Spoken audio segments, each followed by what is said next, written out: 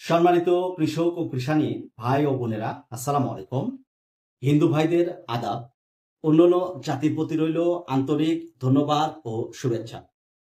আমরা চাষি ভাইরা সকল ফসল উৎপাদন করতে আমরা কিন্তু রাসায়নিক সারের ভূমিকা অনেক বেশি রাখি। তবে আমার অনেক চাষি ভাইরা জানে না কোন রাসায়নিক সার জমিতে প্রয়োগের মাধ্যমে আমাদের ফসলের গুণগত মান বৃদ্ধি করে। আজকে আমরা জিপসাম নিয়ে কথা বলবো।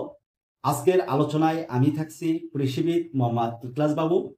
কৃষি বিষয় কথা ফেসবুক পেজ এখনো যারা ফলো করেন নাই অবশ্যই ফলো করবেন, ও কৃষি বিষয় কথা ইউটিউব চ্যানেল এখনো যারা সাবস্ক্রাইব করেন নাই অবশ্যই কৃষি বিষয় কথা ইউটিউব চ্যানেল সাবস্ক্রাইব করে পাশে থাকা বেল আইকনটা বাজিয়ে দিবেন। জিপসাম হলো এক ধরনের রাসায়নিক সার যা জমি উর্বরতা বৃদ্ধি এবং ফসল সঠিক বৃদ্ধিতে সহায়তা করে। এটি ক্যালসিয়াম ও সালফেট সমৃদ্ধ, যা গাছের জন্য পুষ্টিকর উপাদান।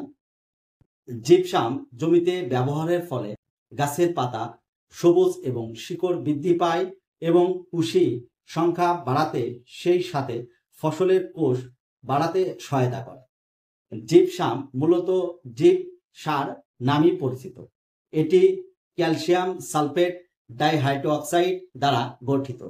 এটি খনিজ সম্পদ। এটি জমিতে ক্যালসিয়াম ও সালফেট সরবরাহ করে।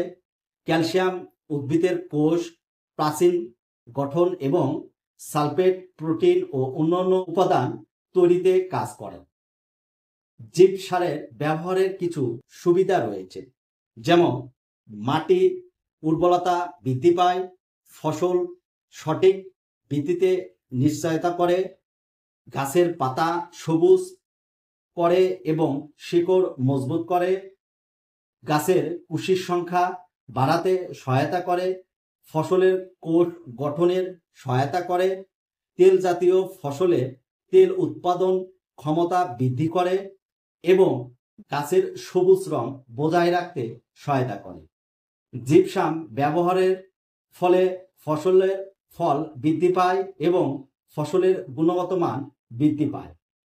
তাহলে আমাদের জিপসাম জমিতে ব্যবহারের মাধ্যমে আমাদের ফসলের অনেক উপকারে আসে। আমার চাষি ভাইদেরকে বলবো, যে কোনো ফসলে আমরা জিপসাম ব্যবহার করব, তবে কোন ফসলে কি পরিমাণ আমাদের ব্যবহার করতে হবে সেই বিষয়ে আমাদের নিশ্চিত থাকতে হবে। সবাই ভালো থাকবেন, সুস্থ থাকবেন।